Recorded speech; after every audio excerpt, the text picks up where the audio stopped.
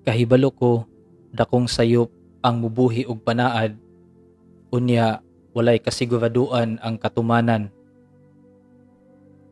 Nabati nako ang imong kaguol, klaro pas kahayag sa kaudtuhon ang akong mga pasumbingay, pero imong gihandom nga ang akong kasing-kasing makakaton pa sa paghigugma. Likod sa gitak-om kong mga ngabil, nagtago ang mga pulong nga wala nay puruhan ang tanan. Ang imong kaanyag nawala na ang kahayag sa akong mga mata. Ang imong mga tamis nga ngabil nitab-ang na og nimala.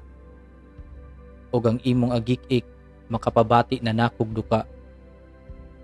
Pero sa panahon nga andam na nakong ang kunon ang tanan, gisugat ko sa imong mga mata nga nahumod sa luha. Wala nako na ako og bungat ang mga lansang nga ipataop sa imong palad, ug ang dakong sayop gipatungan pag mas bugat nga sala. Ang mamakak pinaagi sa pulong, gihigugma patikaw.